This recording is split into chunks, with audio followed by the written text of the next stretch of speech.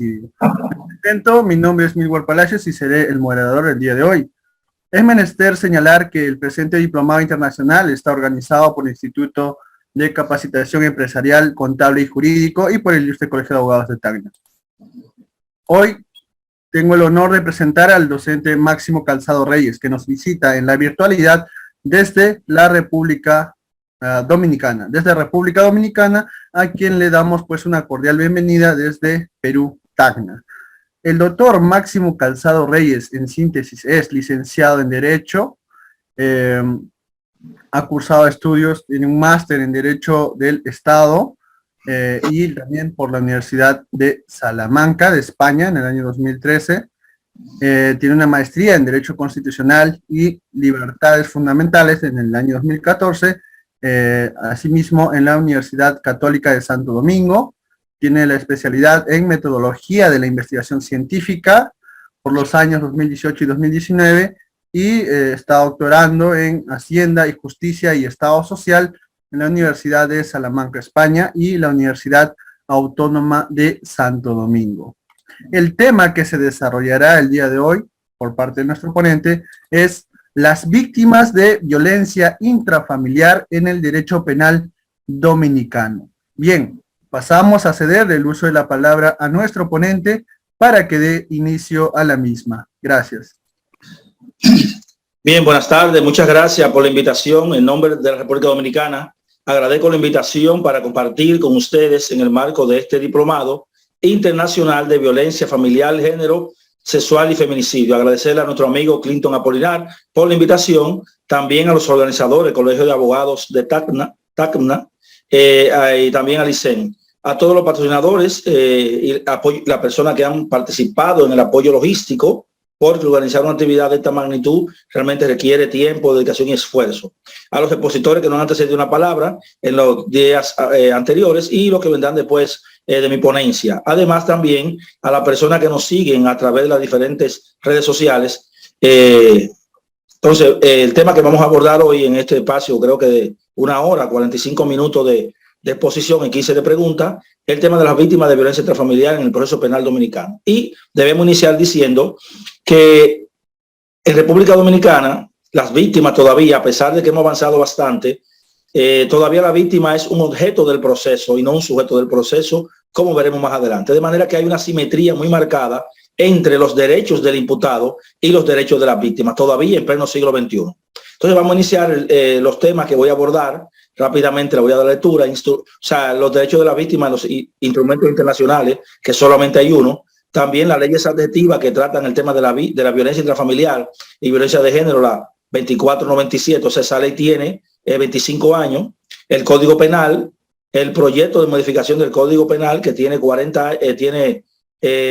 de 10 años en el Congreso y establece la figura del feminicidio por primera vez. También el Código Procesal Penal, la Constitución, la Ley 1-12 que instituye la Estrategia Nacional de Desarrollo y al final unos retos y unos desafíos que tenemos para mejorar lo que es la tutela judicial efectiva y la protección de los derechos de las víctimas. Bien, entonces hay que iniciar diciendo que de todos los instrumentos internacionales, y esto obedece principalmente porque históricamente el Estado, en toda la dictadura, en el tiempo de que habían reinado el rey y los reyes tenían el poder de decidir entre la vida y la muerte de uno de sus súbditos, ¿verdad? Entonces, obviamente, con el paso de los años, hubo que establecer algunos instrumentos internacionales para evitar esa arbitrariedad que cometían los dictadores y que cometían los reyes y los príncipes, que eran aparentemente ungidos de Dios. De manera que, por eso nosotros encontramos en la mayoría de instrumentos internacionales que casi todos se refieren a los derechos de los imputados, porque sabemos que en aquella época, en época de dictadura, los gobernantes cometían muchísima tropelía y vulneración de derechos y los imputados no tenían prácticamente ningún derecho. Es por ello que hemos tenido que establecer diferentes instrumentos internacionales de derechos humanos para garantizar protección y garantizar el debido proceso, ¿verdad? Entonces, cuando hablamos de las víctimas específicamente, solamente encontramos un instrumento, además de los instrumentos que se han establecido para la erradicación de la violencia intrafamiliar, violencia de género, etcétera, etcétera, los derechos de la mujer, pero propiamente dicho, de instrumentos internacionales como los que tenemos en el ámbito de los imputados, hay la resolución 4034 del 29 de noviembre de 1995 de la Asamblea General de Naciones Unidas, que define cuáles son las víctimas. Víctimas, las personas que de manera individual o colectiva hayan sufrido daño, inclusive lesiones físicas o mentales, sufrimiento emocional, entre otros. Y entonces en este instrumento se establece, por ejemplo, que las víctimas tienen derecho a acceso a la justicia, ¿verdad? Y a un trato justo. Pero ¿qué pasa? Nosotros vemos en el caso de República Dominicana y en el caso de la mayoría de países latinoamericanos, esta situación se repite, que hay proceso de revictimización, por lo que veremos más adelante. ¿Por qué? Porque la víctima, a pesar de que tiene derecho, está a expensa de que el Ministerio Público actúe como representante de la justicia. Sin embargo, en el caso de República Dominicana, como veremos más adelante, esa simetría en función de los derechos que tienen los imputados es muy marcada y todavía estamos muy lejos de que las normas establezcan derechos y garantías para que la víctima opere en el ámbito penal en igualdad de condiciones en relación al imputado. Entonces, este instrumento, esta resolución habla de que habla de el derecho a la tutela judicial efectiva a través del acceso a la justicia y habla de una justicia gratuita, pero sabemos que la justicia, en el caso de República Dominicana, la justicia no es gratuita porque tiene un costo de que la persona tiene que trasladarse, pagar pasaje, poner abogado, entre otras cosas.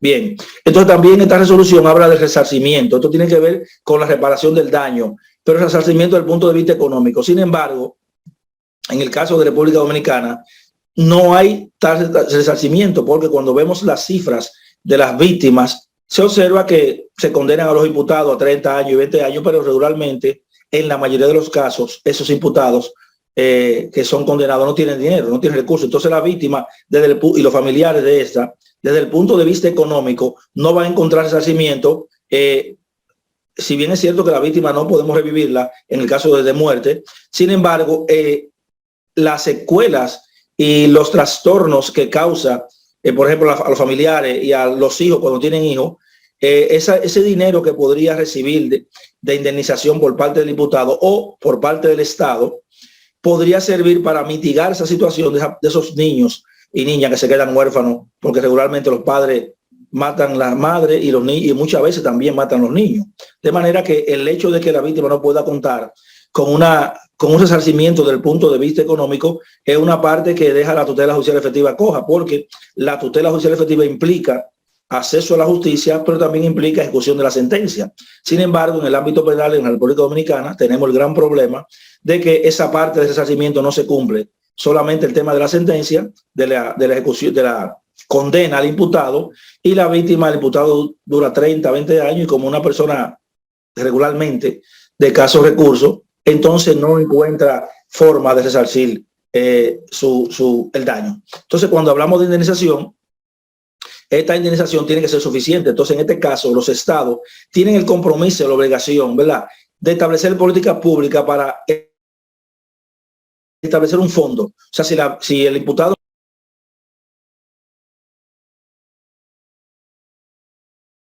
tiene que establecer las condiciones a través de un fondo con otros países, por ejemplo, para resarcir las víctimas. Por ejemplo, en el caso de Puerto Rico, por ejemplo, hay un fondo que el Estado va acumulando producto del dinero la incautación de droga, el dinero que incautan a los narcotraficantes, el dinero que incautan por el tema del tráfico, ¿verdad?, de productos, entre otras cosas, ¿verdad? Entonces, en ese caso, en Puerto Rico, hay un fondo que podría servir para resarcir ese daño desde el punto de vista económico a las víctimas y los familiares. Sin embargo, en República Dominicana todavía no tenemos ese fondo.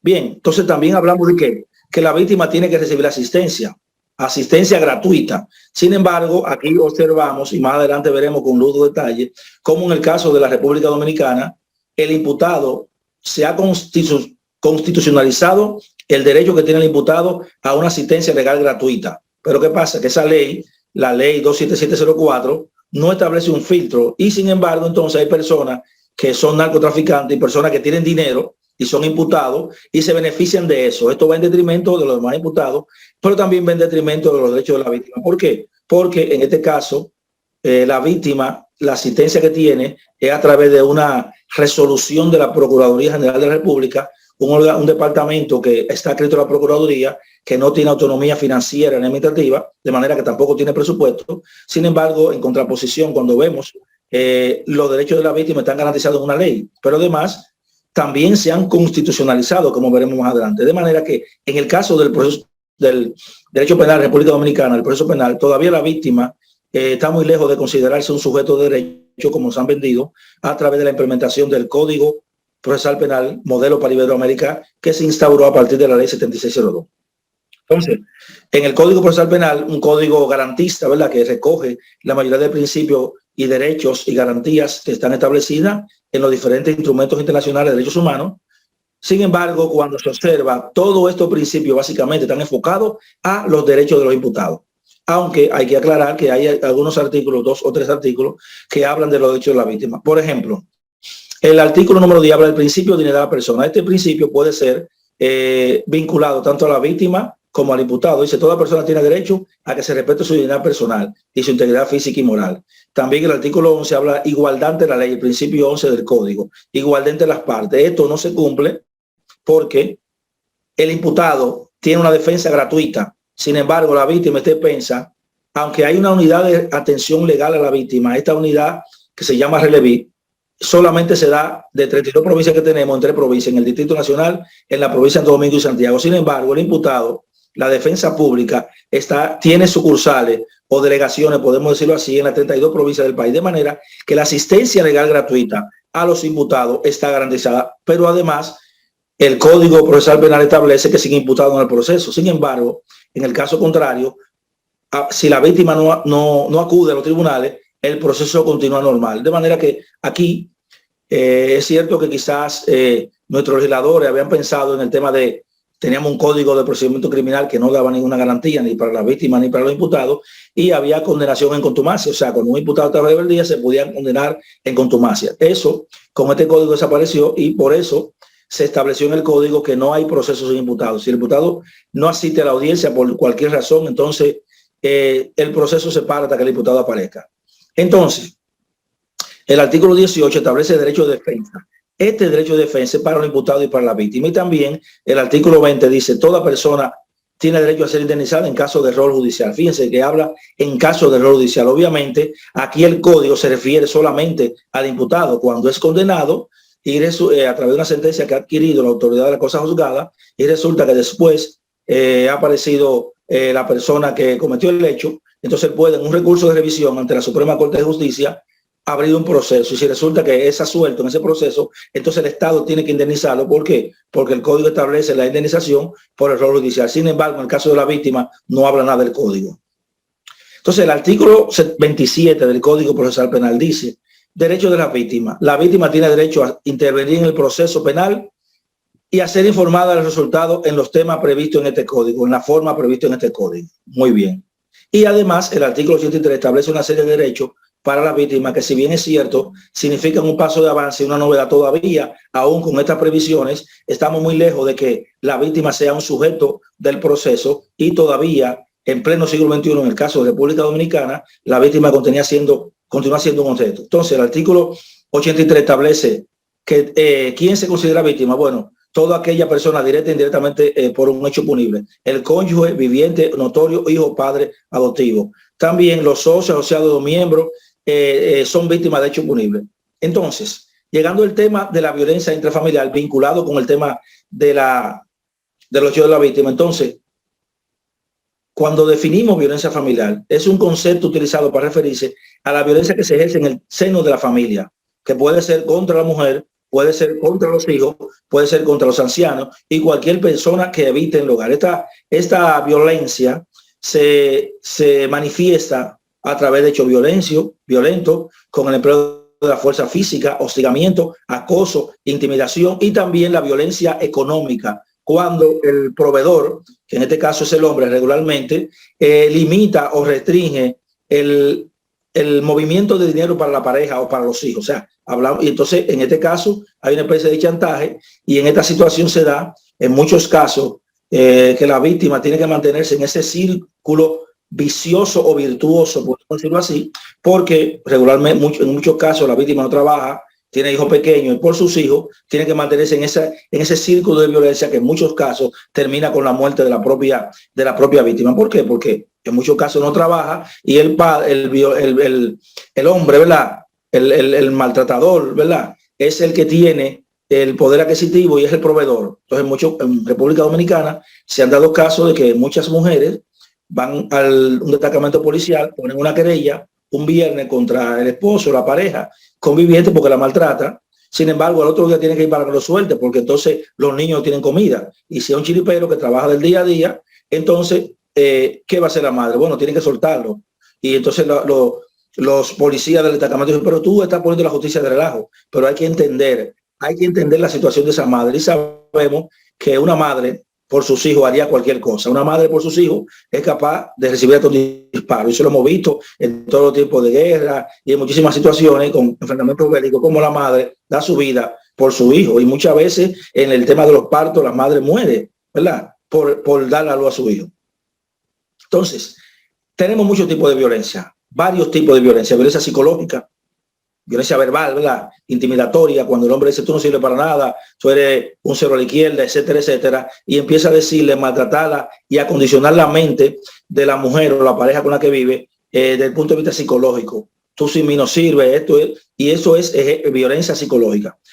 También hay un tipo de violencia que se ejerce contra los adultos, por ejemplo, los adultos mayores, que no pueden moverse, no pueden valerse. Entonces hay también violencia sobre este tipo, y muchas veces la familia de la mujer que vive cuando vive con los padres, con el esposo. Violencia contra la pareja es la violencia que ejerce el hombre contra su esposa, su cónyuge, la persona con la que convive. Violencia contra los niños también, violencia y violencia también contra los adolescentes. Entonces, más adelante vamos a ver cómo este círculo de la violencia, en muchos casos, con unos datos estadísticos, una información que salió, un estudio que se hizo en la República Dominicana, vamos a ver cómo esta situación influye. Entonces, en el marco de este diplomado, hablamos de qué. Hablamos de qué puede aportar el hombre para mejorar, quizás no es radical, pero mejorar el tema de la protección y el combate contra la violencia contra la mujer. Bueno, este evento y otro evento que se han hecho desde Perú son elementos importantes que vienen a socializar, ¿verdad? Y aportar conocimiento e informaciones en relación a la violencia que es el hombre. ¿Por qué? Porque el tema de la violencia contra la mujer, violencia intrafamiliar, es un tema de salud pública, podemos decirlo así, porque veremos más adelante algunas estadísticas. Esto no es un fenómeno solamente de República Dominicana, sino de América Latina también. Y veremos unos datos que son escalofriantes. ¿Por qué? Porque el hombre con esa concepción machista, quizá por un producto de tema sociológico, tema de educación, el hombre, cuando la mujer no quiere seguir en esa relación y lo deja o decide dejarlo, entonces regularmente el hombre con esa visión que tiene, creyendo que la compañera es de él, es de su propiedad, entonces decide matarla. Si no eres mía, no va a ser de nadie. Entonces, eventos como este, y sobre todo que se están haciendo exposiciones de hombres, ¿verdad? Con este nuevo concepto, este nuevo enfoque de la nueva masculinidad, son importantes para que contribuya, porque ¿quién es que maltrata regularmente? ¿Quién? En la mayoría de los casos, el 99.9% de la violencia intrafamiliar la ejerce el hombre contra la mujer y la ejerce el hombre contra las demás personas que viven en la casa. Es muy difícil que veamos estadísticas de que una mujer mató a un hombre o una mujer le dio a un hombre regularmente, porque las mujeres, por su condición de femenina, no tienen la misma fortaleza en la mayoría de los casos que tiene un hombre. Entonces, es fácil que el hombre, quizás de un puñetazo, pueda dominarla, ¿verdad? O agarrándole las manos, aunque ella tenga un arma blanca o lo que sea, porque obviamente la contextura física de la mujer, por su condición fisionómica, ¿verdad? Es diferente a la del hombre. Entonces, regularmente, quien ejerce violencia intrafamiliar es el hombre, por muchísimas razones. También esto tiene que ver, habría que buscar la razón antropológica, sociológica, cultural, ¿verdad? Pero el tema está también, un tema de la concepción machista que tenemos los hombres en América Latina. Ese es el tema. Y todo el tema del desarrollo y el tema de la liberación femenina en relación a el empoderamiento de las mujeres, con todo lo que tiene que ver con el tema de los estudios, la preparación académica. Si nosotros vemos República Dominicana, y creo que también pasa en Perú y en otros países, cuando vemos la matrícula de las mujeres que están estudiando, el sexo femenino es mayor. Sin embargo, hay una simetría, porque en lo que tiene que ver con la escala salarial, todavía en los salarios de las mujeres, no importa la preparación, todavía son muy bajos con relación a los hombres. Pero eso tiene mucho que ver con esa cultura que hemos heredado y que las mujeres no tienen oportunidad. Gracias a Dios las mujeres han entendido su rol, se han ido liberando, pero esto también a su vez ha creado situaciones de que hay hombres que tenían un control sobre su esposa o su pareja porque eran los proveedores, la mujer no estudiaba ni trabajaba ni nada, pero luego esta mujer decide estudiar, ¿verdad? Y decide prepararse, se hace profesional, ya la situación es diferente. Entonces ahí vienen los problemas, vienen los conflictos, porque el hombre entiende erróneamente que la mujer tiene que convivir bajo su yugo, sin darse cuenta que la propia Biblia habla de que una pareja, una compañera de vida, no una esclava ni una hija. Entonces, muchos hombres no entendemos eso y cuando la mujer decide terminar una relación por cualquier circunstancia, entonces muchas veces prefiere matarla. Y yo realmente hay que estar en esa situación, pero yo no concibo qué pasa por la cabeza de un hombre cuando decide matar a una mujer o cuando decide matar a una mujer y matar a sus hijos también y suicidarse. Bueno, yo digo, bueno, ¿y por qué no se suicida primero? Para ver cómo es el asunto, ¿verdad? Entonces no tiene que matarlo. O sea, no es obligatorio que una mujer ni tampoco un hombre tenga que vivir en una relación, más si hay una relación abusiva. De manera que eventos como este aportan informaciones para que y socializan temas para que nosotros los hombres entendamos que no debemos maltratar a una mujer, ni tampoco a nuestros hijos, ¿verdad? Porque esta situación trasciende el ámbito individual y, como veremos más adelante, esa conducta violenta que el hombre regularmente observa en el hogar, esa conducta le traspola cuando tenga una relación de pareja. Y esto se crea un círculo vicioso y por eso es muy difícil erradicar el tema de la violencia intrafamiliar y la violencia de género. Entonces, hablamos de la constitucionalización de los derechos. Por ejemplo, el artículo 8 de la Constitución establece la función esencial del Estado. Y esta función establece que el Estado tiene la obligación de establecer políticas públicas para la protección efectiva de los derechos de la persona y el respeto de su dignidad. Y obviamente tiene que establecer políticas públicas para establecer mecanismos que le permitan a las personas desarrollarse de manera equitativa, progresiva, igualitaria y con libertad en un marco de justicia social. Y aquí tenemos un tema. Esta obligación de protección implica que tiene 4 elementos. Primero, el Estado tiene que establecer políticas públicas para promocionar el tema de los derechos. O sea, promocionar que las mujeres tienen derecho en la Constitución y las leyes adjetivas. Y también vamos a ver algunas jurisprudencias importantes que en relación al derecho de igualdad que el Tribunal Constitucional ha emitido en los últimos años, y eso es un paso de avance. Pero además, entonces hay un nivel de educación que el Estado tiene que garantizar. Y, por ejemplo, el artículo 63.13 de la Constitución Dominicana establece que debemos procurar la enseñanza de la Constitución en la escuela pública y privada para que la persona, todo el mundo, todos los dominicanos o las personas que habitan en la República Dominicana conozcan sus derechos y sus deberes y también las garantías, ¿verdad? Y obviamente también hay otro componente que es el componente de la prevención. Y estas jornadas formativas, por ejemplo, nosotros tenemos el Ministerio de la Mujer, tenemos el Ministerio de la Juventud, tenemos la Procuraduría General de la República, y con todo el tema del aumento del feminicidio, se han realizado muchísimos proyectos, muchísimas campañas que tienen que ver con la prevención. Tenemos casas de acogida, se han dado charlas a los hombres violentos, por ejemplo, que no llegan a matarla, pero cometen violencia intrafamiliar y violencia contra la mujer. Entonces se le dan charlas y se le varía la medida de coerción y lo obligan a acudir a charlas y presentación periódica ante el Ministerio Público. Entonces, esa parte de promoción tiene mucho que ver con la política pública que establece el Estado, y aquí tenemos varios proyectos desde el Ministerio de la Mujer, proyectos de crianza positiva. ¿Para qué? Para evitar el maltrato a los niños, niñas y adolescentes, y que esto pueda replicarse en el futuro cuando tengan su relación de pareja. También se han establecido líneas de ayuda a la mujer, línea vida, a través del 911 de emergencia, y a través de esas llamadas se han salvado muchas mujeres, ¿verdad?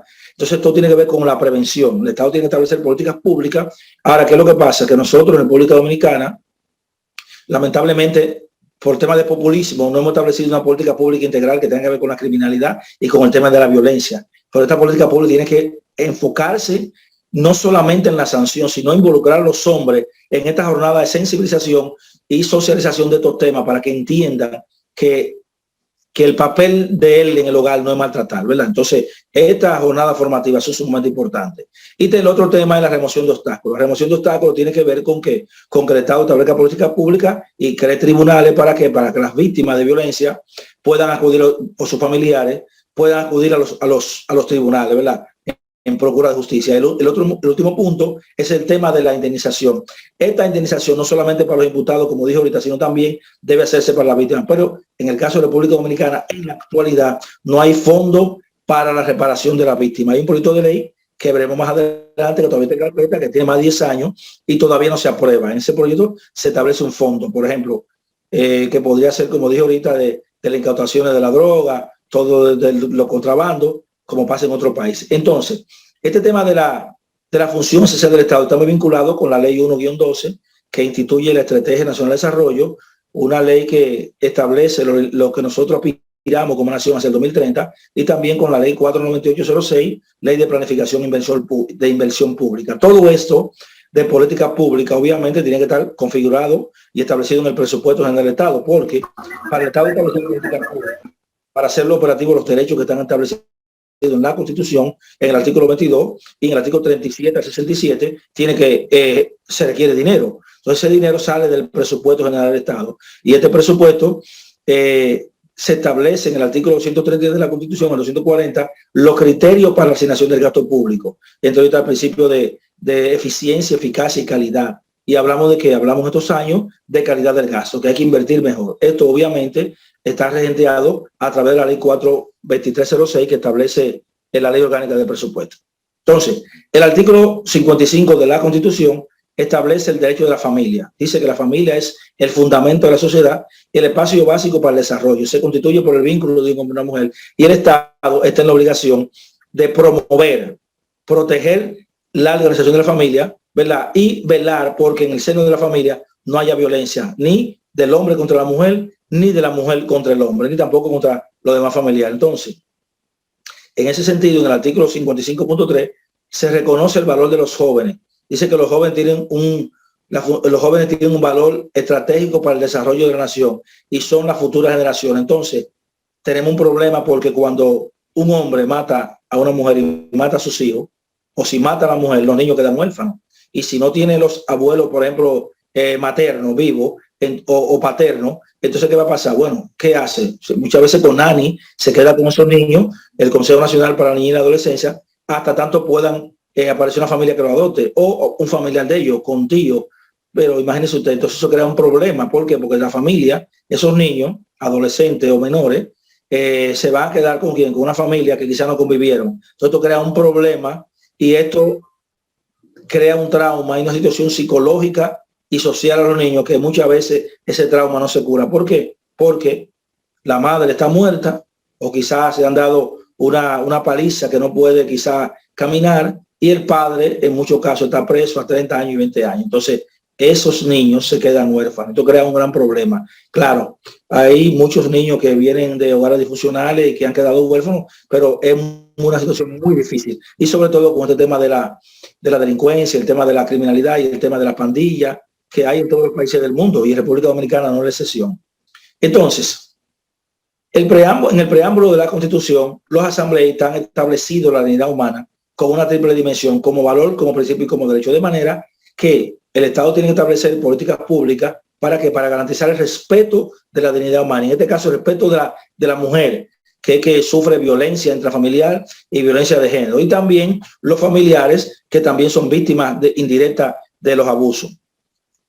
Entonces, llegando al tema de la asimetría que hay entre los derechos del imputado y los derechos de la víctima, como le comenté al principio, el artículo 176 establece la defensa pública. Dice que el Servicio de Defensa Pública es un órgano del sistema de justicia dotado de autonomía administrativa y funcional. El Servicio de Defensa Pública ofrecerá defensa en todo el territorio nacional en función de los criterios de gratuidad, fácil acceso, igualdad, eficiencia y calidad. Y esto está instituido también en la ley 27704. De manera que la defensa pública tiene rango constitucional, pero además tiene rango legal, porque hay una ley que lo establece, y ya se ha dicho en ese artículo que tiene alcance nacional. De manera que tenemos 32 provincias en el país y 158 municipios, y en toda la provincia y municipio hay defensores públicos para garantizar los derechos del imputado. Y eso está bien, pero tenemos la otra cara de la moneda, que son las víctimas. Entonces, en el artículo 177 de la Constitución se establece la asistencia legal a la víctima. Dice: el Estado será responsable de organizar programas y servicios de asistencia legal gratuita a favor de las personas que carezcan de recursos económicos para obtener una representación judicial de sus intereses, particularmente la protección de los derechos de la víctima, entre otros. ¿Qué pasa con esto? Bueno, que actualmente la víctima solamente tiene representación legal en 3 provincias. El Distrito Nacional, la provincia de Santo Domingo, que tiene 3 municipios, y Santiago. Sin embargo, las 29 provincias y los demás municipios no hay asistencia legal. Sí, en algunas tienen unidades, pero que dan asistencia psicológica, pero no legal. De manera que hay una asimetría en relación a, además de que esto tiene un rango, la resolución que crea la unidad de representación legal de la víctima, que se llama RELEVI, tiene rango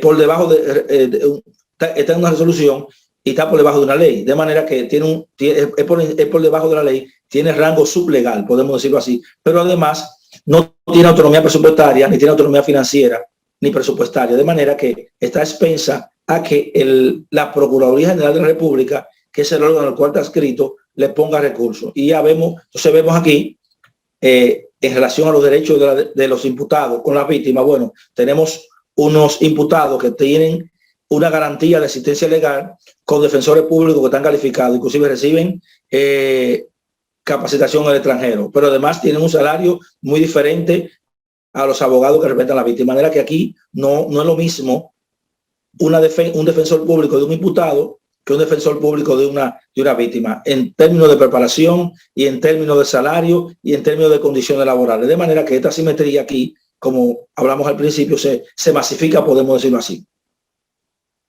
Bien, entonces la Estrategia Nacional de Desarrollo, que es la ley que establece la visión del país, establece algunos parámetros y algunas previsiones para los derechos de la víctima. Establece en el artículo 11 que todas las políticas públicas tienen que tener un enfoque de derechos humanos. Dice, todos los planes y programas, proyectos y políticas públicas deberán incorporar un enfoque de derechos humanos en sus respectivos ámbitos de actuación a fin de identificar situaciones de vulneración de derechos, de discriminación de grupos vulnerables. En este caso, las mujeres se consideran dentro de los grupos vulnerables.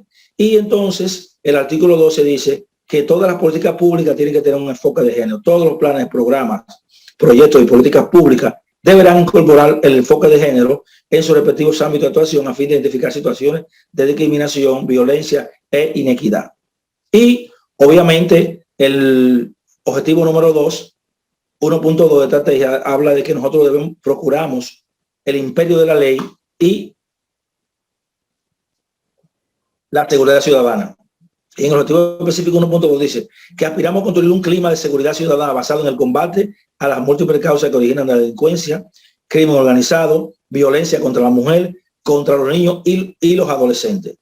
Y en la línea de acción número 1 se establece que deben promover y articular mecanismos para concienciar a las familias, las comunidades y las organizaciones sociales sobre la importancia de la educación en valores para la convivencia pacífica y la paz. También dice que hay la línea 2.4, que hay que fortalecer el marco institucional y normativo para el control de práctica del delito, la violencia contra la mujer, la violencia intrafamiliar y la violencia de género. Y más adelante, cuando veamos los retos y desafíos, vamos a ver que todavía el marco normativo que tenemos en República Dominicana todavía está muy lejos y es muy deficiente. ¿Por qué? Porque tenemos una ley 2497, que es ley de violencia intrafamiliar, y en pleno siglo XXI, esta ley tiene ya 25 años. De manera que, producto del tema de la reforma a la Constitución del 2010, esta Constitución establece una serie de normas que hay que dictar como reserva de ley para mejorar y para cumplir todos los postulados en el texto constitucional. Y hay que fortalecer y ampliar los sistemas integrales de denuncia a través de los diferentes canales que están establecidos en la Procuraduría General de la República y también en la línea vida y todas las líneas que tiene el Ministerio de la Mujer. Y también el tema de la protección también a las víctimas, y obviamente hemos avanzado un poco porque se han construido más o menos, tenemos como algunas 60 casas de acogida y hay otras instituciones a través que son de la sociedad civil, podemos decir ONG, que trabajan con el tema de la protección de las víctimas. Entonces, ¿de qué estamos hablando, por ejemplo, en el pleno siglo XXI? ¿Hablamos de qué? Hablamos de crianza positiva, hablamos de la nueva masculinidad. ¿Para qué? para tratar de sensibilizar a los hombres, ¿verdad?, sobre el tema de la violencia, y que es un tema que trasciende el ámbito individual y tiene matices colectivos, como veremos más adelante. Me sorprendió un estudio que se hizo la semana pasada, salió publicado en el periódico Listín Diario, periódico de Perdido, donde decía, óigame bien, porque es un tema, no sé cómo llamarlo, porque el hombre dominicano, y eso no solamente dominicano, sino en América Latina, lo veremos más adelante cuando veamos las estadísticas, cree que la mujer es de su propiedad, un tema que está en la psiqui. No sé qué tenemos que hacer, porque no es solo tema de educación, ¿verdad?, sino un tema de crear conciencia. Por ejemplo, en un estudio que se hizo, oigan esto, el 73% de los hombres que agreden a sus mujeres dicen que ellos no se consideran violentos. O sea que tienen una conducta de violencia contra la mujer y contra los demás familiares, los niños, pero ellos en sí no se consideran violentos. De manera que hay un tema en la psiqui de los hombres maltratadores y los hombres violentos, como que ellos, el hecho de que ellos maltraten a sus mujeres o a su pareja, maltraten a los hijos y las demás personas que viven en la casa, es algo para ellos normal. O sea, es alarmante este estudio que refleja que el 73% de las personas que maltratan a su pareja, que ejercen violencia intrafamiliar y que inclusive la matan, ellos no se consideran violentos. O sea, que hay un problema ahí en ese tema que tenemos que atacar, no sé cómo, desde el punto de vista psicológico, antropológico, social, pero es un gran problema porque tenemos que trabajar en la psiqui. ¿Qué pasa por la cabeza del hombre cuando cree que puede hacer y deshacer con su compañera de vida, que puede inclusive quitarle la vida, en función del concepto que tienen de que si no es mía, no es de nadie? Pero algo que preocupa también, y es también alarmante, es que el 62% de esos encuestados dijo que en algunos casos ellos han sufrido violencia intrafamiliar. Entonces, fíjense cómo el tema, y es importante que nosotros, los hombres que nos están escuchando y las personas que nos están escuchando a través de las diferentes redes, entiendan la importancia de la convivencia pacífica y los valores en el hogar. Y que un hombre maltratador, porque bebe alcohol, toma droga, esa conducta, posiblemente su hija también la va a recibir. Entonces, de manera que debemos de pensar, nosotros somos producto de una mujer. Entonces, quizá el hombre que maltrata no piensa que viene de una mujer que tiene hija, que tiene hermana, que tiene tía, que tiene amiga, que tiene sobrina, y que eso pudiera pasarle a ella. Debemos vernos reflejados en ese espejo. Entonces, preocupa el hecho de que de ese 73% de hombres maltratadores que en sí no se consideran violentos, porque entienden que aparentemente es un derecho que tienen, una prerrogativa, y que tienen la facultad de disponer de la vida o de la muerte de la mujer. Entonces, fíjense cómo ese aspecto familiar, que en principio tiene el seno familiar, que es individual de esa familia, se puede convertir en un problema de índole colectivo. ¿Por qué? Porque esos niños, niñas, que se crean un ambiente violento, dice el estudio, que son también maltratadores en un futuro. Y eso es lo lamentable. Entonces, tenemos que trabajar no solamente con el hombre, hay que trabajar con el niño, hay que trabajar con la niña y hay que trabajar con el adolescente, porque esa conducta violenta del hogar, según este estudio, en el caso de la República Dominicana, se extrapola hacia cuando tienen otra pareja, y eso es lamentable. Entonces, cuando hablamos de las estadísticas mundiales o a nivel de Latinoamérica por el tema de violencia, por ejemplo, en el año 2018, 3.287 mujeres fueron asesinadas por su pareja o expareja. En el 2019, 4.576 en América Latina. En el 2020, 4.091. Según un estudio publicado en la CEPAL, en el año 2019, en el caso de Honduras, por cada 100.000 mujeres hay 4.7 asesinatos de mujeres. En el caso de El Salvador, 2.1, y en el caso de República Dominicana, en América Latina, en ese estudio ocupamos el tercer lugar, lamentablemente, con 2.4. En el caso de Bolivia, 2.1. Pero llama la atención que en el caso de El Salvador, con todo el tema de la criminalidad y todo el tema de las maras, ¿verdad? Esa organización criminal que ahora, lamentablemente, el país de El Salvador está viviendo, el hermano país está viviendo una situación difícil con todo lo que está implementando Nayib Bukele. Pero el tema está que hay grupos hablando de los derechos de los miembros de la Mara, pero el tema está que esa organización criminal tiene sobre los ciudadanos que trabajan. Y obviamente habría que ver, porque la comunidad internacional protesta y bien lo dice, bueno, pero llévenselo para allá. Entonces, Él está haciendo, cualquiera puede decir que un dictador, lo que sea, pero desde mi punto de vista hay que aplicarle a esa persona, tienen derecho, porque son seres humanos, pero lo que Jesús, María Silva Sánchez hablaba, el derecho de 3 velocidades, ¿verdad? Lo que Gunter Jaco, segurista alemán, hablaba del derecho penal del enemigo, porque son personas que no pueden vivir en sociedad. Entonces, en el caso de la República Dominicana, nosotros encontramos que del 2016 al 2020 hubieron 486 feminicidios. Y oigan estas cifras alarmantes. Del 2019 al 2020, de eso, de 134 feminicidios, el 77% fue de la pareja. O sea, eso significa 49 parejas asesinaron a su esposa de esos 34. Eso es un 63%. Y 28 es pareja, un 33%. O sea que del total de feminicidio, casi el 70%, podemos decirlo así, son asesinados por las parejas actuales. Y el otro 28%, casi 30%, es producto de expareja. O sea que las parejas aún se dejan. No, el hombre no puede ver su mujer que forma otro hogar, forma otra familia y tiene que matarla. Eso es lamentable. Porque entiende en su psiqui, entiende que es un tema de propiedad. Voy a hablar aquí de un caso que sucedió lamentable en República Dominicana, y esto lo vamos a vincular con el tema del Código Penal y el tema de la tipificación de feminicidio. En el año 2018, específicamente el 14 de febrero, un señor llamado Víctor Alexander Puerto Real, Chapman Chacra, asesinó a su pareja, a los 2 niños que no eran de él y al niño que estaba en el viento. O sea, asesinó 3 personas, asesinó 4 personas. A la pareja, ella estaba embarazada, tenía como 6 meses, y también asesinó a los 2 hijos que no eran de él. Entonces, es un crimen horrendo que condenó la sociedad, pero como en República Dominicana, lamentablemente, no hay cúmulo de pena y tampoco está tipificado en el Código Penal la figura actual, la figura del feminicidio. Entonces, toda una corriente populista, ¿verdad? Salió, bueno, que hay que aumentar la sanción de feminicidio, pero el problema es que la sanción en ese proyecto del código se aumentó, primero se estableció la figura del feminicidio, que no estaba establecida en el código, y se estableció en el código y se estableció una sanción de 40 años. También se estableció el cúmulo de pena.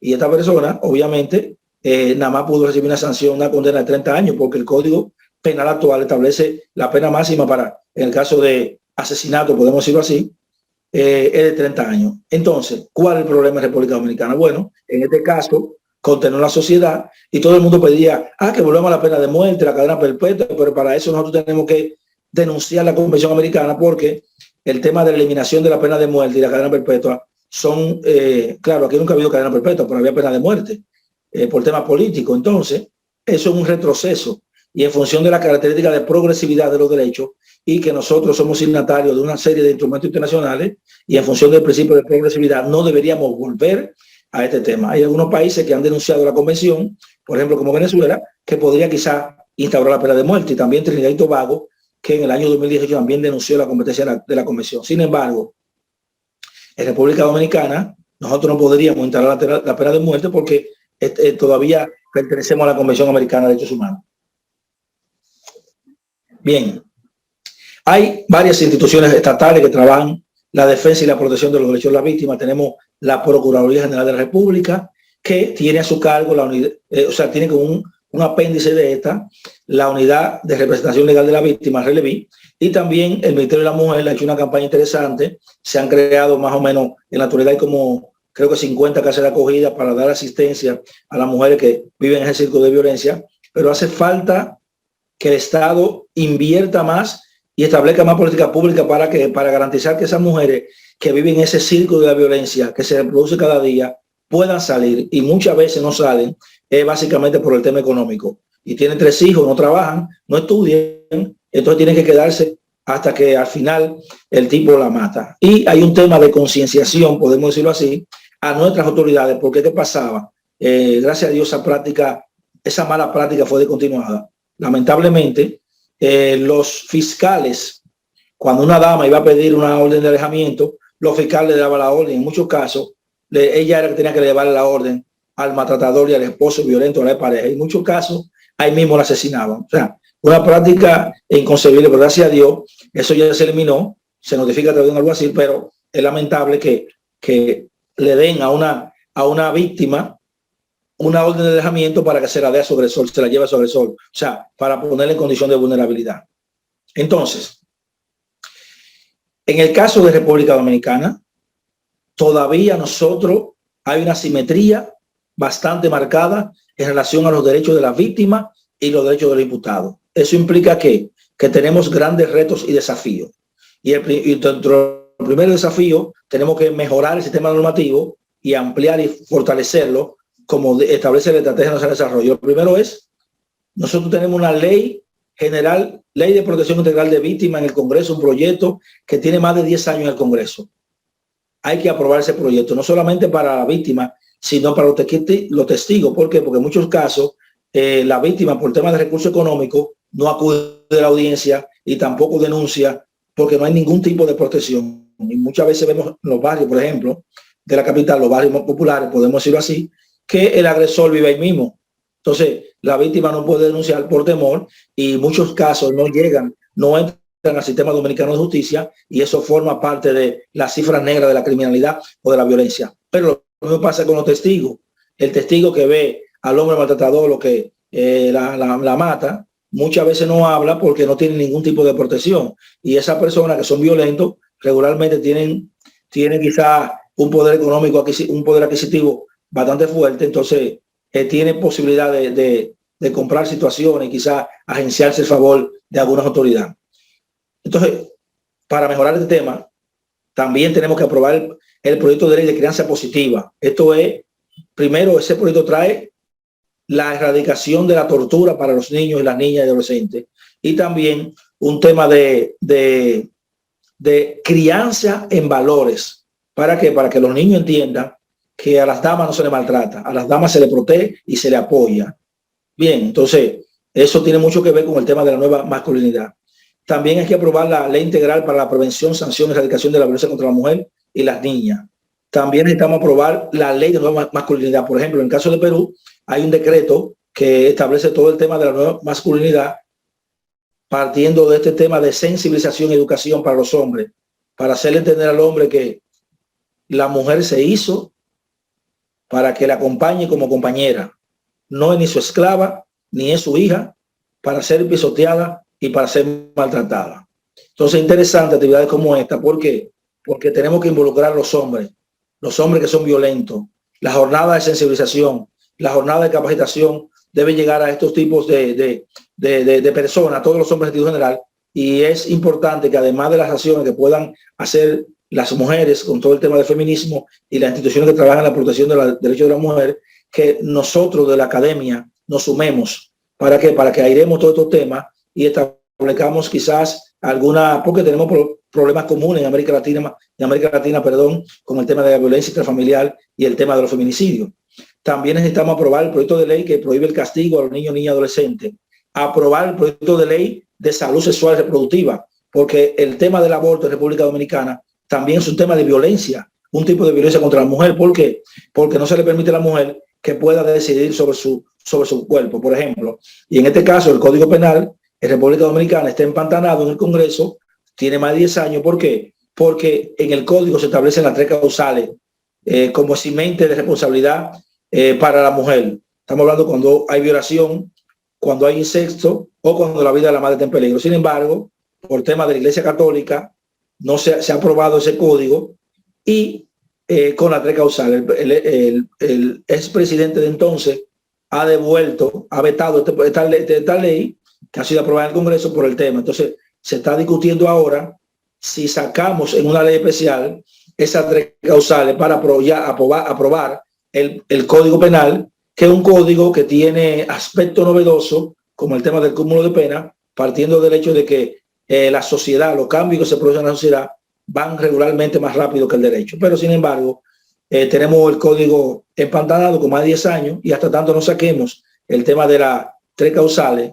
además de que el Código Penal también castiga el aborto. Este es de los pocos países de América Latina donde se penaliza el aborto. Ya, por ejemplo, en Colombia, la Corte Constitucional de Colombia ha establecido bastante claro las 3 causales como causa de eximente de responsabilidad y el tema de hasta creo que los 5 meses. También hay un proceso abierto porque se procura en el caso de Colombia la despenalización total. Este es de los pocos países de América Latina que penaliza el aborto. Y esto también es una especie de violencia contra la mujer, desde el punto de vista legal, legalizada, podemos decirlo así, porque impide que la mujer pueda decidir sobre el feto. ¿Y esto provoca qué? Provoca más problemas. ¿Por qué? Porque hay muchas mujeres haciéndose aborto clandestino sin ningún tema de condiciones de salubridad ni nada. Entonces, cuando una mujer se hace un aborto clandestino porque no puede hacerlo en una clínica privada o en un hospital, entonces eso provoca que la mujer o pierda la vida o pierda la posibilidad de volver a concebir. ¿Por qué? Porque se hace en lugares sin con ningún tipo de condiciones y personas que son, podemos decirlo así, una especie de carnicero, ¿verdad?, de la medicina. Entonces, la prohibición del aborto, desde mi punto de vista, es un tema también de violencia contra la mujer porque impide que ella pueda decidir sobre la vida. Y ya el Tribunal Constitucional de España ha establecido que la relación entre el feto y la mujer es una relación, podemos decir, la de ellos dos. Inclusive en España, por ejemplo, la mujer puede abortar y no tiene ni siquiera que pedir permiso al marido. Puede abortarlo. En Estados Unidos se permite el aborto hasta, creo que, hasta los 3 meses, ¿verdad? O sea que, y sin embargo, aquí todavía en la República Dominicana es de los países que se prohíbe. Entonces tenemos que establecer políticas públicas con política pública integral para que no solamente aumentando las penas, sino preventiva. ¿Por qué? Porque sabemos que la prevención sale más barata que la medida coactiva. O sea, si no prevenimos y un hombre mata a una mujer, después tenemos que, eso va, podemos decir, atomizar el sistema de justicia. Entonces después tenemos que mantenerlo en la cárcel. Entonces el costo de un proceso judicial sale muy caro y cuando el imputado no puede asistir a una audiencia porque tiene rebeldía o por cualquier razón, entonces la audiencia se pospone. Por esto quita quizá la posibilidad de que otro caso pueda ventilarse. De manera que la política criminal tiene que hacer mucho énfasis en la parte preventiva, no en la parte coactiva. También tenemos que establecer un sistema de estadística de registro porque ahora mismo no hay información uniforme. La Procuraduría tiene una cifra, el Ministerio de la Mujer tiene otra cifra, la cifra que sale en las redes sociales hay otra cifra, la Dirección de Estadística tiene otra cifra, o sea, no hay una cifra unificada. También tenemos varios observatorios que establecen cifras sobre el tema de feminicidio. Sin embargo, tenemos que mejorar y además que esto también hay un tema de subregistro, que hay datos que no se registran. También tenemos que aprobar la ley y asignarle más recursos en lo que se aprueba la ley a la Releví. También tenemos que mejorar las condiciones salariales y educativas, podemos decirlo así, de los defensores de los derechos de la víctima. Y también que esta asistencia legal y gratuita llegue a nivel nacional. De manera que hasta aquí las reflexiones que teníamos sobre este tema. Quiero despedirme con una frase del famoso sociólogo, educador Paulo Freire, brasileño, que establece lo siguiente: enseñar no es transferir conocimiento, sino crear las posibilidades para su producción o su construcción. Quien enseña aprende al enseñar y quien enseña aprende a aprender. De manera que en cada jornada formativa en la que una persona participa, siempre uno aprende y sobre todo también la parte de interacción de las preguntas, de las inquietudes, le permiten a uno también recordar el conocimiento, ¿verdad?, y ampliar el conocimiento. De manera que muchas gracias por la oportunidad. Estamos a las órdenes para la pregunta. 15 minutos de pregunta creo que es suficiente. Muchísimas gracias, estimado doctor Máximo Calzado Reyes, por su brillante y didáctica ponencia. Ahora pasaremos a la ronda de preguntas. Para ello pido a los participantes que levanten la mano virtualmente y así poderles dar el uso de la palabra de manera ordenada y en caso, obviamente, haya preguntas. También pueden escribir sus preguntas en el chat. En caso no haya preguntas, pues daremos por culminada la presente sesión. Ok, vamos esperando en todo caso algunos segundos para ver si algún participante desea hacer una pregunta a nuestro ponente. Bueno, mientras se van animando, doctor, tengo una pregunta. Sí. Primero señalar que si bien se da también la pena, también hay medidas de seguridad, ¿no? Como por ejemplo un tratamiento terapéutico, ¿no? Entonces, que se pueden aplicar conjuntamente con la pena. Y si bien este tipo de políticas pues implican un gasto oneroso por parte del Estado, pues son necesarias en la medida pues que combaten el problema en sí, ¿no? A través de un tratamiento directo al reo. Entonces, por tanto, mi pregunta es, ¿ha establecido alguna medida de seguridad República Dominicana, obviamente a través de su Código Penal, respecto a los reos que están cumpliendo una pena en un centro penitenciario en delitos de violencia física, psicológica o en delitos de feminicidio? Bueno, nosotros tenemos en un solo sistema tenemos dos esquemas o modelos penitenciarios. Tenemos las cárceles, tenemos aproximadamente 37 cárceles en República Dominicana con 37,000 presos entre preventivos y presos que han tenido sentencias, que han adquirido autoridad de cosa juzgada. Ahora tenemos cárceles que están en el viejo modelo y cárceles que están en el viejo modelo, en el nuevo modelo. El nuevo modelo es un modelo acorde a las normas, a las reglas Nelson Mandela, ¿verdad? Donde establece el tema de las prohibición del hacinamiento, ¿verdad? El tema de la seguridad y garantía, pero lo cierto es que esos son los menos. Hay como algunos 13, pero sin embargo la mayoría de centros penitenciarios está en el viejo modelo, donde hay hacinamiento, hay drogadicción, hay violencia, hay delincuencia, hay de todo. En esto hace un mes más o menos se hizo un arqueo, una visita sorpresa en un arqueo en una cárcel, y ahí se encontraron elementos de alta tecnología en un poblado, por ejemplo, de La Victoria, que esa tecnología quizás no la tiene mucha empresa. Y esos que manejaban esa tecnología con cámaras de seguridad inclusive para cometer todo el tema de chantaje y el tema de chipeo y clonación de tarjeta. ¿Qué pasa? Que esas herramientas tecnológicas, esos routers, tenían una capacidad para ellos darle servicio de internet a esa comunidad donde está la cárcel. Imagínense usted. Entonces, obviamente, que estas cárceles, que están en el viejo modelo, todavía hay hacinamiento, hay homicidio también, y hay cada cierto tiempo hay motines, como pasa en toda la cárcel. Sin embargo, hay que decir que nosotros, con el tema de la instauración del juez de la ejecución de la pena en el Código Procesal Penal, hemos avanzado. Y, por ejemplo, los presos o las personas que han cumplido condena que vienen del sistema del nuevo modelo, la tasa de reincidencia es de un 5%. De manera que hemos avanzado. ¿Por qué? Porque se le da educación inclusiva. Nosotros tenemos varios programas con diferentes universidades que a ellos se les da la oportunidad de lo que, obviamente, lo que cumplen una condición, que cumplen con todo el tema de la, podemos usar que se lo ganan, podemos decirlo así, en relación a la conducta, que pueden salir ahí medio tiempo y muchos pueden ir a la universidad. Yo he tenido, por ejemplo, en la universidad, cuando era docente en grado, estudiantes que se graduaron, que salen de ese sistema, ¿verdad? Y también tenemos, por ejemplo, la Universidad de Tercera Edad tiene programas que lo que no pueden salir, tanto a los hombres como a las mujeres, le da capacitación al área del derecho. O sea, tenemos dos universidades que hacen eso. De manera que hay, y obviamente también el tema de la asistencia, podemos decir psicológica, que se le da.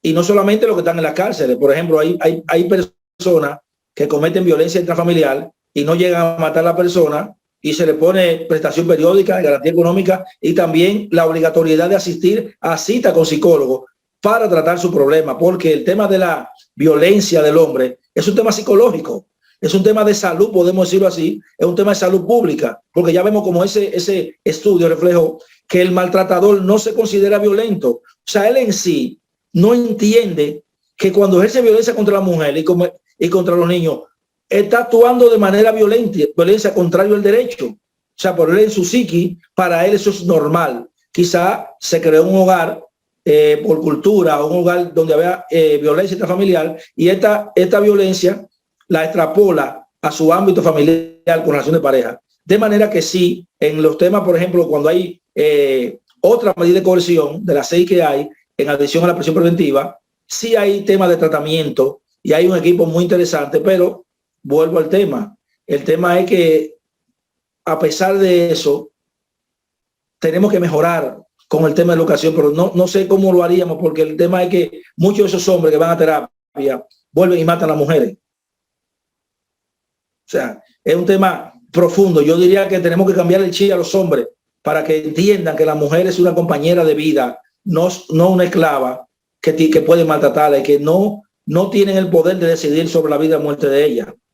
Pero sí, tanto en el ámbito penitenciario, con la persona que cumple condena, como en el caso de las medidas de seguridad, existen medidas de seguridad, eso se ha implementado para garantizar que los hombres con esa charla que asisten cambien su conducta. Pero es un tema cultural y creo que el tema de la violencia está impregnado en la psiquis del hombre, y eso es un tema tenemos que seguir No podemos cansarnos, tenemos que seguir avanzando, no solamente en República Dominicana, sino en América Latina, por las cifras que vemos que son alarmantes, ¿verdad? Promedio en América Latina están matando 4.000 o 5.000 mujeres por año. Bien. Muchísimas gracias, doctor, por su respuesta. La doctora Fabiola Pérez nos ha escrito la siguiente pregunta. ¿Cómo se puede evitar la revictimización de la víctima, teniendo en cuenta que su testimonio es importante? Y también ha puesto una segunda pregunta. ¿El tratamiento psicológico realmente ayuda a los agresores? Bueno, vamos a empezar por el tema de la revictimización. Y yo creo que al principio hablé algo de eso. Bueno, todavía aquí, ciertamente, así en el caso de la República Dominicana, hay revictimización desde el primer lugar donde la víctima acude. Por ejemplo, en un caso de una violación, en nuestros destacamentos debería haber un personal especializado para eso. Pero ¿qué pasa? Regularmente en los destacamentos hay hombres, no hay mujeres. Entonces la dama que va traumatizada por una violación tiene que repetirle a ese agente que muchas veces se burla de ella. ¿Cómo pasó? Mira, ¿qué pasó? Que me agarró, me rasgó la ropa, me hizo esto. Ahí empieza el proceso de revictimización. ¿Por qué? Porque la persona a la cual tiene acceso el primer contacto, la víctima, no es un personal adecuado, ¿verdad? No es un personal femenino, ni tiene tampoco la educación, ni el adiestramiento para manejar ese tema. No es lo mismo una mujer decirle a un hombre, me violan, que decírselo a una mujer. El tema afectivo, el tema del género, ¿verdad? No es lo mismo. Y quizá esa mujer policía ha pasado por eso, algún familiar. O sea, que ahí empieza el tema de revictimización. Pero cuando vamos al tema, entonces, en el ámbito penal en los tribunales, aquí viene el otro calvario, que hay que repetir una y otra vez esa situación. Entonces, tenemos que establecer medidas, por ejemplo, y tema de que el testimonio de la víctima pueda servir grabado sin tener que llevar a la víctima a qué. Porque ¿qué pasa? Que protegemos, se prohíbe la divulgación del nombre del imputado por temas de dignidad humana, pero el de la víctima sale en los medios. ¿Entiendes? A menos que no sea menor, no le ponen tache. Entonces, ese proceso en que la víctima tiene que narrar una y otra, imagínese usted, si vamos en primer grado, tiene que narrar esa situación, pero cuando vamos a apelación también, si vamos a casación también, y si vamos al Tribunal Constitucional en un recurso de revisión también, o sea, que en todas las instancias del ámbito judicial en República Dominicana no hay políticas públicas tendentes a evitar la revictimización de la víctima en el proceso penal. Eso lamentablemente es una realidad y eso está contemplado en el proyecto de ley que está en el Congreso, que tiene más de 10 años, pero todavía no se termina de aprobar. Y aparte de eso, muchos casos se caen también porque la víctima, por tema económico, que no tiene pasaje, por ejemplo, o no tiene comida, no puede acudir a los tribunales. Y entonces está a expensa de que sea el Ministerio Público, como son casos de acción pública, que mantenga la acción. Pero sabemos que el Ministerio Público tiene demasiado trabajo y en muchos casos hay descuido por múltiples razones y los casos se dejan caer porque con razón o si no, con intención o no. Entonces hay un tema de quizás de dejar vencer los plazos. Entonces imagínense usted, si el Ministerio Público, que es que tiene el monopolio de la acusación en el tema del Código Procesal Penal Dominicano, por un tema de conveniencia, por X o Y, deja vencer los plazos, entonces la víctima y sus familiares se van a quedar sin resarcimiento. Pero lo cierto es que hay revictimización, de verdad, en República Dominicana. La otra pregunta, no recuerdo ahora, si me puedes repetir, por favor. La segunda. Sí, doctor. ¿El tratamiento psicológico realmente ayuda a los agresores? Bueno, no tengo específicamente la cifra de los agresores, pero por ejemplo, yo he visto un tema, por ejemplo, hay un merenguero, mambero de calle famoso, que ha tenido muchos problemas de pareja y entonces siempre es reincidente en eso. Entonces, en el caso de él, que yo veo, eso no ha funcionado, porque, ¿entiende? Porque él es reincidente con su pareja y ha durado varias veces preso y siempre, no solamente con esa pareja, sino con otras mujeres en los espectáculos, lo han acusado de violento. Entonces, en ese caso, en el caso de él, por su condición, aparentemente, esas terapias no funcionan, pero obviamente no podemos dejar, o sea, tenemos que buscar todos los mecanismos y todos los medios para sensibilizar a los hombres del tema del maltrato y la violencia intrafamiliar. Pero para ello también nosotros necesitamos dedicar recursos a las instituciones para que puedan trabajar con recursos y puedan tener más personal, puedan tener psicólogos buenos, capacitados, porque todo esto es un tema también económico. Entonces, sí, de nada vale que tengamos un psicólogo que atiende a 10 personas en un día. Entonces, imagínese usted, por más interés que tenga, por más motivación, no puede hacerlo, ¿verdad? Independientemente de que puedan hacerse rondas de trabajo, pero yo entiendo que el tema de la agresión no se puede trabajar en equipo, por ejemplo, digo, debe ser un equipo multidisciplinario, pero además no se puede trabajar problemas colectivos de personas. Eso tiene que ser, aunque sea equipo multidisciplinario, tratado de manera individual, de manera particular, ver el tema, por ejemplo, de fulano de tal de manera particular, pero obviamente la falta de recursos, la falta de políticas públicas impide esa situación. Muchísimas gracias, doctor, por su respuesta. No habiendo más preguntas, no veo que nadie más esté levantando la mano virtualmente, no veo otra pregunta. Bueno, hemos llegado a la parte final y reiteramos nuestro agradecimiento hacia usted, doctor Máximo Calzado Reyes, por su participación y contribución a la difusión y fortalecimiento de conocimientos jurídicos. Finalmente, le cedemos el uso de la palabra con el fin de que pueda dar unas palabras de despedida. Bueno, muchas gracias por la invitación. Eventos como este, y de verdad que agradezco la invitación y le felicito, porque eventos como este son los que permiten airear temas como este y ver situaciones comunes que tenemos en los países, un momento internacional, donde se puede ver aquí con los diferentes expositores lo que pasa en cada uno de los países, de manera que yo lo felicito y espero que continúe esta jornada. Un saludo cordial de República Dominicana y nos reiteramos a las órdenes para cualquier otro evento que ustedes entiendan yo puedo ser de utilidad. Así que muchas gracias.